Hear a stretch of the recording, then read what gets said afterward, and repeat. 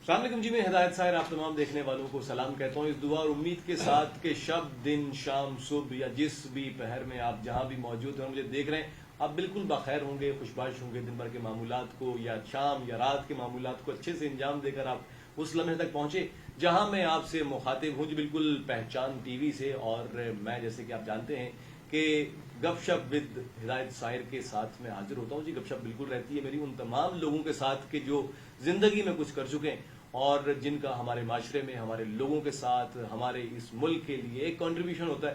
سو ایسی بہت ساری شخصیات بالکل جی میرے ساتھ ہوتی ہیں اس پروگرام میں، جن سے ہم بات کرتے ہیں ان کی زندگی کے بارے میں، ان کے نظریات، خیالات اور تمام تر ان کے سماجی اور سیاسی حوالوں سے یا پھر جو بھی ان کی زندگی کا شعبہ ہوتا ہے اس حوالے سے۔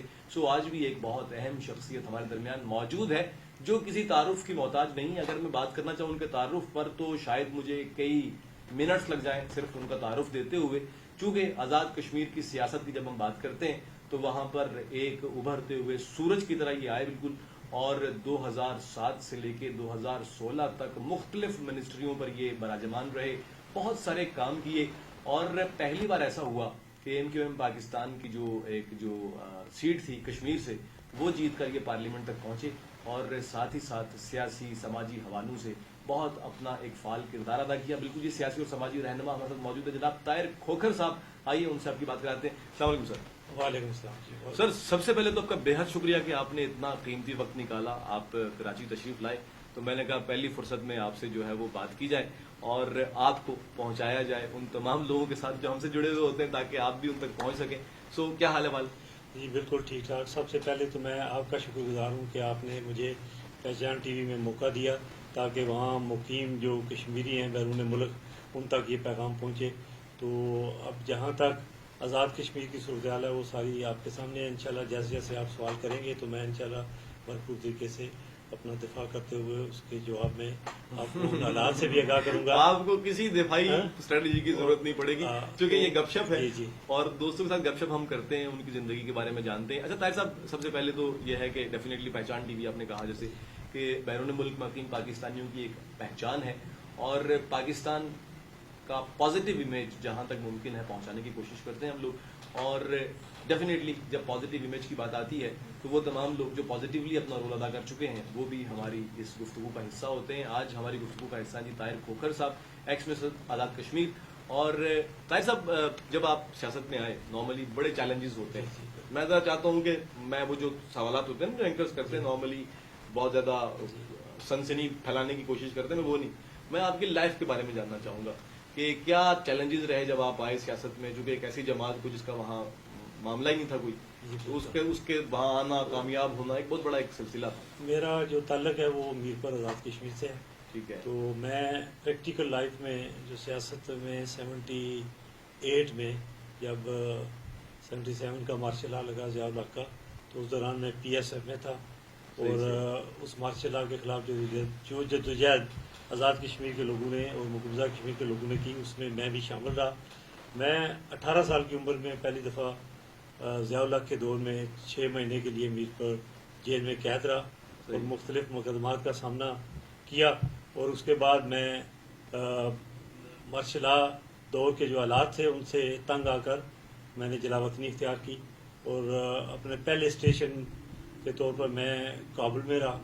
79 کی بات ہے یہ، اور اس کے بعد جب وہاں افغانستان کے حالات جو ہے وہ جو رشیا کے آنے کے بعد وہاں جب حالات خراب ہوئے تو میں پھر وہاں سے اپنا سفر کا آغاز کر کے بڑے مشکل حالات میں، اور اس کی ایک لمبی داستان ہے کہ کس طرح میں بائی روڈ پاکستان سے کابل گیا، کابل سے پھر میں بائی روڈ ایران ترکی کے راستے ہوتے ہوتے 2.5 مہینے کے طویل سفر کے بعد جرمنی میرا آخری اسٹیشن تھا، اور میں 22 سال میں نے وہاں گزارے ہیں، جس میں 10 سال میرے جلا وطنی کے دور کے ہیں۔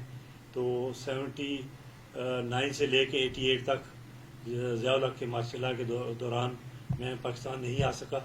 پھر 88 کے بعد جب مارشل لا کا دور ختم ہوا تو میں پھر عملی طور پر آ کے پاکستان کی سیاست میں دوبارہ اپنی انٹری کی، اور یہ جو سیاسی جدوجہد تھی میری اس پہ 91 میں نے ایک بک بھی لکھی جس کا نام تھا پوچھ مجھ سے، صحیح، کہ صحیح۔ ایک عام آدمی اور ایک کارکن جو ہے وہ کس طرح کن حالات میں، اگر مالی وسائل بھی نہ ہوں، سیاسی اپروچ بھی نہ ہو اور وہ سیاسی بیک گراؤنڈ بھی نہ ہو، فیملی بیک گراؤنڈ بھی نہ ہو، تو وہ کن حالات اور مشکلات سے گزرتا ہے.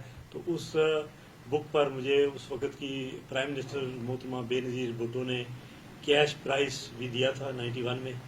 تو پھر یہ ہے کہ کوئی میرا تعلق جو ہے اس وقت پیپلز پارٹی کے ساتھ رہا. صحیح، پھر محترمہ بے نظیر بھٹو نے 96 میں مجھے آزاد کشمیر کی اسمبلی میں موقع دیا، اور میری وہ جو خدمات تھی پیپلز پارٹی کے لیے ان کے عوض مجھے 96 میں پہلی دفعہ آزاد کشمیر اسمبلی میں اوورسیز کشمیریوں کی نمائندگی کے طور پر بلا مقابلہ منتخب کروایا. تو 5 سال میں نے وہاں بیرون ملک جو کشمیری تھے ان کے مسائل، ان کے جو مطالبات اور ان کی جو مشکلات تھیں ان پر کافی جدوجہد کی. پھر 2001 اور 2 میں پارٹی کے اندر کیونکہ مقامی لوگ جو تھے وہ نہیں چاہتے تھے کہ باہر سے، وہ کہہ رہے تھے پیراشوٹر آگے ہیں صحیح، صحیح۔ تو یہ پارٹی پر قابض ہو جائیں گے، لیکن ان کو یہ نہیں پتا تھا کہ میری خدمات کیا تھیں، میں کن حالات میں اور کن مشکلات کے دوران پارٹی کے ساتھ وابستہ رہا ہوں. تو 2003 میں مجھے پھر آخرکار پیپلز پارٹی کو خیر بات کرنا پڑا، کیونکہ اس میں جو برادری ازم کا پرچار اور جس طرح پارٹی کے اندر جگیردار اور سرمایہ دار اور مقامی لوگ جو قابض تھے انہوں نے کوشش کی میرے راستہ روکنے کی، جس کی وجہ سے میں نے پھر 2003 میں پیپلز پارٹی کو خیر بات کیا. اور پھر 2005 زلزلے کے دوران، بلکہ زلزلے سے پہلے ہی میں ایم کیو ایم کی بنیاد جو ہے وہ رکھنا چاہ رہا تھا آزاد کشمیر کے اندر.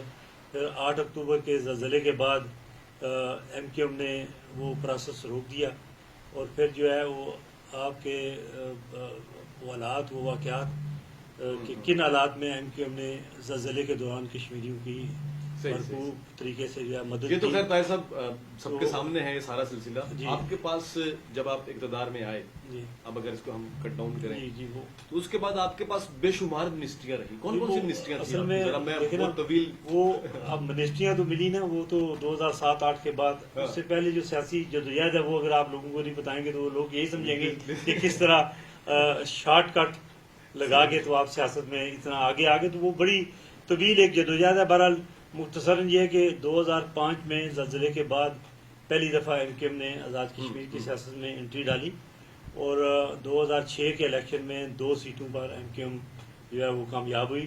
ان 2 سیٹوں میں سے ایک پر میں تھا اور ایک میں ہمارے اور جو کولیگ تھے.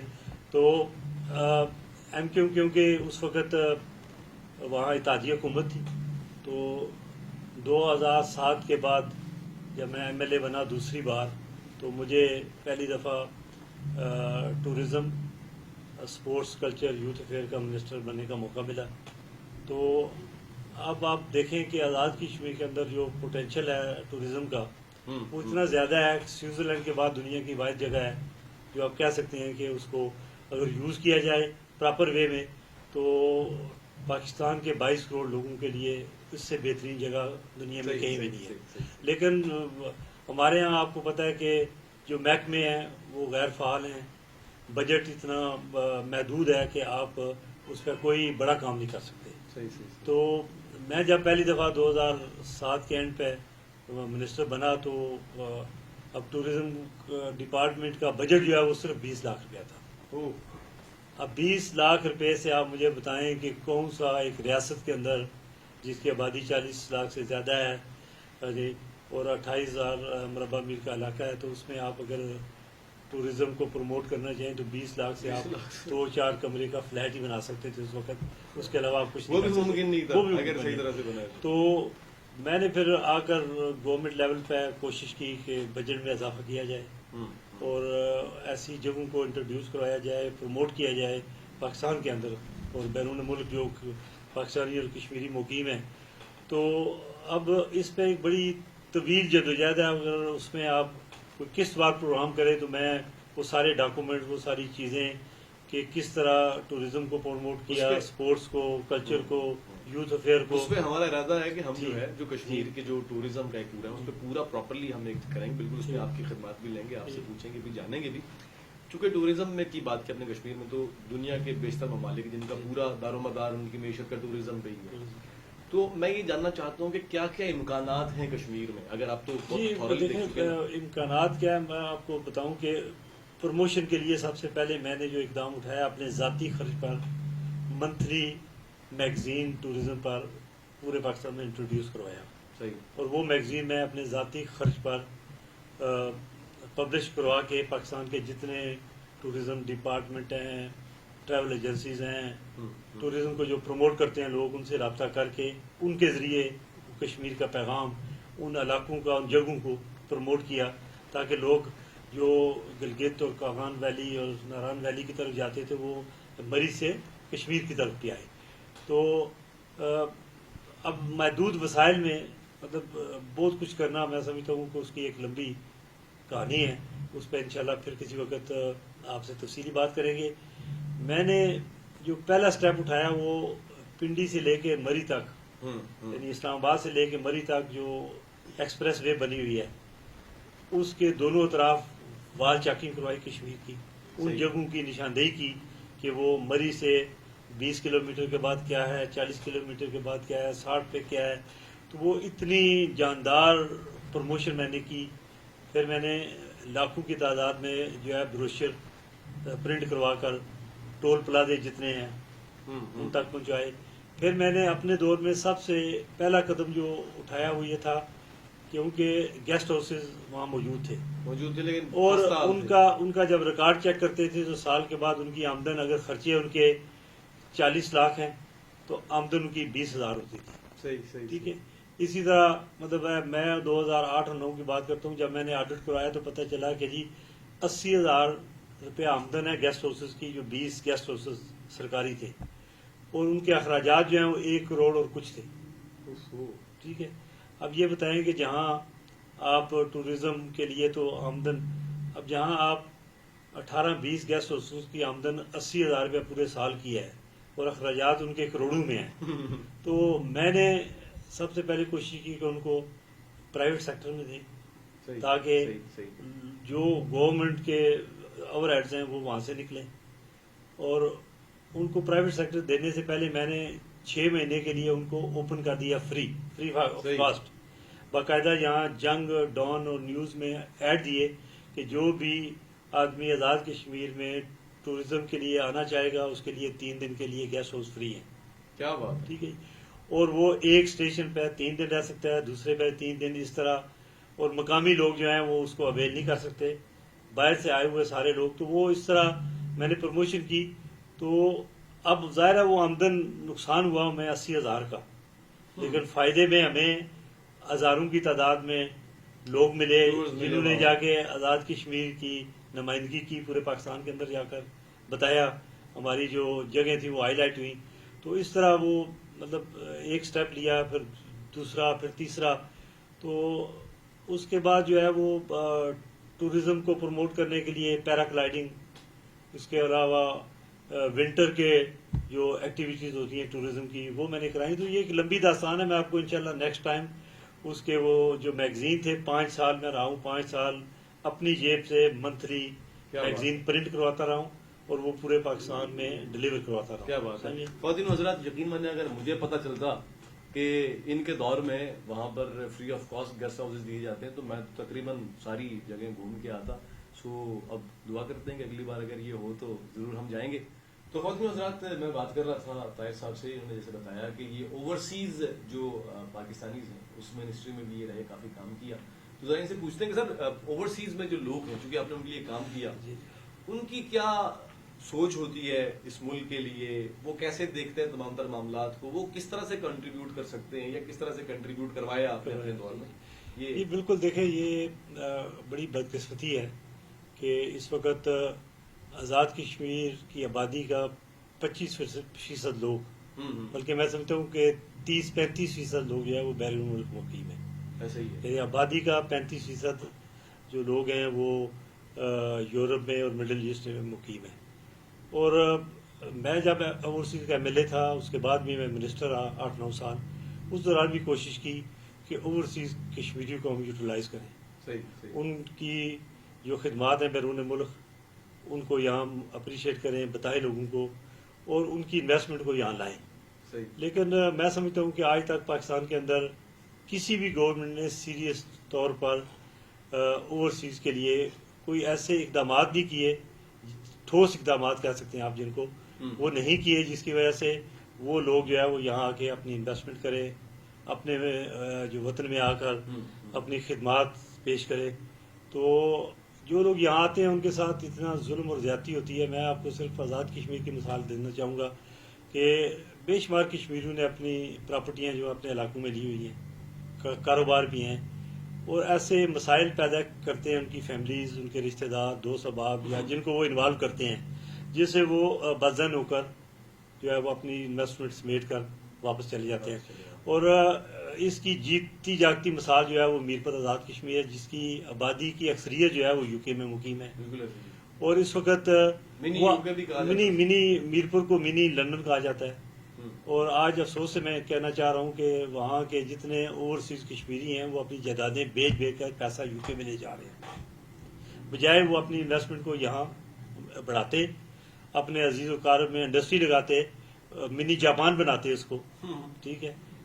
اس کے بجائے وہ جو کچھ ان کا وہاں تھا اس کو بیچ کے وہ واپس لے جا رہے ہیں اور اپنی انویسٹمنٹ کو وہ UK کے اندر سیف سمجھتے ہیں. تو یہ بدقسمتی ہماری حکومتوں کی ہے، اداروں کی ہے کہ اس پر لانگ ٹرم پلاننگ، کوئی ٹھوس اقدامات، کوئی انصاف، صرف ان کو آپ انصاف دے دیں یہاں اور ان کی پراپرٹیاں جو ہیں ان کو پروٹیکشن دے دیں، تو میں سمجھتا ہوں کہ آدھے مسائل آپ کے حل ہو جائیں گے. تو یہ میں اپنے 15 سال کی اس سیاسی زندگی میں میں نہیں سمجھتا کہ کسی بھی حکومت نے کوئی ایسے اقدامات اٹھائے ہوں جس سے وہ آ کر یہاں جو پاکستانی ہیں ان کو جو ہے کوئی پراپر سیٹ اپ دیا جائے کہ وہ اپنے آپ کو سیکیور محسوس کریں.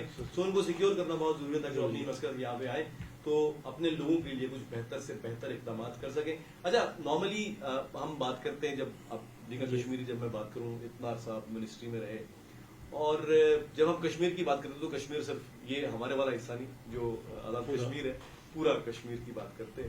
تو جو ظلم و ستم وہاں پہ ہو رہا ہے، جس طرح کے حالات وہاں پہ ہیں، کیونکہ آپ کے رابطے بھی ہیں لوگوں سے، اس حوالے سے کیا آپ سمجھتے ہیں کہ کیا ہوا، کیا ہونا چاہیے؟ دیکھیے، اس حوالے سے بھی جو پاکستان کی موجودہ حکومت ہے، یہ اس سے پہلے جو حکومتیں رہی ہیں، انہوں نے بھی میں سمجھتا ہوں کہ صرف زبانی جمع تفریق پہ کام چلایا ہے. کوئی ٹھوس اقدامات نہیں کیے جس سے وہاں کے کشمیریوں کو حوصلہ افزائی ہو، ان کی جو ہے جو جدوجہد ہے اس میں اضافہ ہو. تو میں سمجھتا ہوں کہ ہم نے ان کو بھی اکیلے چھوڑا ہوا ہے. اور یہاں آزاد کشمیر کے اندر بھی آپ دیکھ لیں، بجائے ہم مسئلہ کشمیر کو ترجیح بنیادوں پہ حل کرنے کے لیے کوئی اقدامات اٹھائیں، کوئی فیصلے کریں، ان کی جدوجہد میں ہم شامل ہوں، ہم اپنی بندر مانڈ میں لگے ہوئے ہیں. ٹھیک ہے. اور اس وقت آزاد کشمیر کی جو صورتحال ہے وہ آپ کے سامنے ہے کہ کس طرح ایک پارٹی کے سربراہ کے حکم پہ اسمبلیاں توڑی جاتی ہیں، جوڑی جاتی ہیں، وزیر اعظم کو اتارا جاتا ہے، بٹھایا جاتا ہے. اب جہاں جس ریاست میں سال 1.5 سال میں آپ 2-3 وزیر اعظم چینج کر لیں، وہاں آپ کیا عوام کی خدمت کریں گے اور عوام کے مسائل حل کرنے کے لیے کون سے اقدامات کریں گے؟ صحیح. اچھا، نہیں، جو بھارتی اقدامات ہوئے ماضی میں کشمیر کی، جی اس میں بھی آپ دیکھیں نا، بھارتی اقدامات پہ ہم نے بحثیت کشمیری آواز اٹھائی. اگر پاکستان کے جتنے فورم ہیں بیرون ملک، ان پر اگر بھرپور طریقے سے آواز اٹھاتی تو انڈیا کو یہ جرت نہ ہوتی. تو میں سمجھتا ہوں کہ اس جرم میں پاکستان کی قیادت شامل ہے. انڈیا کے ان اقدامات کی حوصلہ افزائی جو انہوں نہ کرتے یا نہ کی ہوتی تو میں سمجھتا ہوں آج کشمیریوں کو یہ دن نہ دکھنا پڑتا. ٹھیک ہے. تو میں سمجھتا ہوں کہ اس جدوجہد کو مزید تیز کرنے کی ضرورت ہے، اور اس کے لیے ان کشمیریوں کو جو 80,000 90,000 اور 1 لاکھ سے اوپر شہادتیں ہوئی ہیں، وہ میں سمجھتا ہوں کہ اگر ہم نے ان کی بھرپور مدد نہ کی تو وہ سارا قومی نقصان ہوگا. صحیح. اچھا، اگر ہم بات کریں کشمیر کے نوجوانوں کی، تو ہوتا ہے کہ جب جو سینئرز ہوتے ہیں، بڑے ہوتے ہیں، وہ اپنے بچوں کو، اپنے نوجوانوں کو دیکھتے ہیں، انہیں کچھ مستقبل کے حوالے سے کچھ خاص چیزیں معلوم ہوتی ہیں. تو کیا آپ کو ایسے خاص جو ہے وہ ان بچوں کے حوالے سے کچھ نظر آتا ہے کہ کچھ ہے وہاں کی یوتھ میں پوٹینشیل ہے؟ کس طرح کا پوٹینشیل آپ دیکھیں؟ ابھی جو کس طرح ان کو بہتر کر سکتے؟ سوشل میڈیا میں جس طرح ہمارے نوجوانوں کو بجائے کوئی پازیٹیو سوچ دینے کے نیگیٹو کی طرف دھکیلا جا رہا ہے، اور اس میں نہیں سمجھتا کہ کوئی اچھا رزلٹ سامنے آئے گا اور آنے والی یوتھ جو ہے وہ اس سے استفادہ حاصل کر سکے گی. یہ تو لانگ ٹرم پلاننگ ہونی چاہیے تھی گورنمنٹوں کی، اداروں کی، کہ نوجوانوں کو اس طرف लेके जाते हैं पॉजिटिव वे में, सही और हम इस सोशल मीडिया के इस दौर से फ़ायदा उठाते हैं, बजाय हम लोग दुनिया इससे फ़ायदा उठा रही है और हम इससे नुकसान उठा रहे हैं। सही सही सही सही। तो इसको हम कैसे एक होता है ना कि एक जैसे आप सोच रहे हैं कि कैसे हम पॉजिटिव वे में इसको ला सकते हैं, हम क्या कहना चाहेंगे अपने नौजवान? देखिए सबसे पहले आप देखें सोशल मीडिया यूरोप के अंदर भी यूज़ हो रहा है, वहाँ किसी को जरूरत नहीं है कि किसी के खिलाफ कोई इल्ज़ाम लगाए और इस तरह उसकी पगड़ी उछाले। मैं समझता हूँ कि सबसे पहले आप अपने अदारों पर कंट्रोल करें और एक ऐसा मैकेनिज्म बनाएं कि आप इंसाफ मुहैया कर सकें, फौरी इंसाफ, सही। ताकि किसी को जरूरत ना हो कि कानून के दायरे से बाहर निकल के वो किसी पे कीचड़ उछाले, किसी की इतनी तौहीन करे कि वो सारी ज़िंदगी उसका जवाब देता रहे। ठीक है, मैं समझता हूँ कि अगर हम ऐसे कानून वज़ा करें, ऐसी सज़ा का तयन करें, फौरी इंसाफ दे सकें, तो ये खुद ब खुद मैकेनिज्म जो है वो हमारे लिए पॉजिटिव साबित होगा। कोई पैगाम देना चाहें आप हमारे देखने वालों को? मैं पहचान के जो बैरून मुल्क सुनने वाले हैं उनको यही कहूँगा कि हमारे लिए दुआ करें, पाकिस्तान की बेहतरी के लिए, पाकिस्तान जिन हालात से गुजर रहा है उसके लिए दुआ करें, और कभी भी मायूस ना हों। आने वाले दिनों में शायद कोई बेहतरी का मैकेनिज़्म, बेहतरी की तरफ हम जो है गामज़न हो सकें, और उनका जो कंट्रीब्यूशन है बैरून मुल्क कश्मीरियों का और पाकिस्तानियों का, वो हमारे लिए आखिरी उम्मीद है। क्या बात, thank you so much sir, thank you so much. हजरात, ताहिर खोखर साहब, एक्स मिनिस्टर आज़ाद कश्मीर, आपने इनसे बात की, गुफ्तगू सुनी आपने, और यकीनन मैं ये समझता हूँ कि जब अच्छे की उम्मीद रखी जाती है तो ऐसा मुमकिन नहीं कि अच्छा आपके साथ ना हो। हम जब बहुत मायूस हो जाते हैं, जब हमें लगता है कि सारे रास्ते बंद हो चुके हैं और अब कुछ नहीं बचा, तो फिर वाकयातन सब बंद हो चुका होता है। जब हम समझते हैं कि नहीं, बंद रास्तों से एक रास्ता निकलता है जो बहुत दूर का होता है, और वो वही रास्ता होता है जो हमारी मंजिलों को जाता है, तो वो रास्ता जरूर निकल आता है। अच्छा सोचें, अच्छा गुमान रखें, और जितना मुमकिन हो पॉजिटिविटी को आम करने की कोशिश करें। मैं और आप या फिर हमारा माशरा जब मजमूई तौर पर नेगेटिव हो जाता है तो फिर हमारे अतराफ होने वाली हैपनिंग्स भी नेगेटिव होने लगती हैं। सो इसलिए अगर आप चाहते हैं कि पॉजिटिविटी हमारे अतराफ में रहे और मामला, हालात और वाक़यात भी पॉजिटिव हो, तो अपने आप को, अगर किसी को नहीं तो अपने आप को पॉजिटिव कर ले। हर इंडिविजुअल अगर अपने आप को पॉजिटिव कर लेगा तो फिर एक वक्त आएगा कि पूरा माशरा ही पॉजिटिव तश्कील पाएगा। सो अपना बेहद ख्याल रखिए। अगले हफ्ते फिर मुलाकात होगी नए मेहमान के साथ, तब तक के लिए खुदा हाफिज। लेकिन पहचान टीवी को लाइक करना, सब्सक्राइब करना और शेयर करना ना भूलिए। अपना बेहद ख्याल रखिए। अल्लाह हाफिज।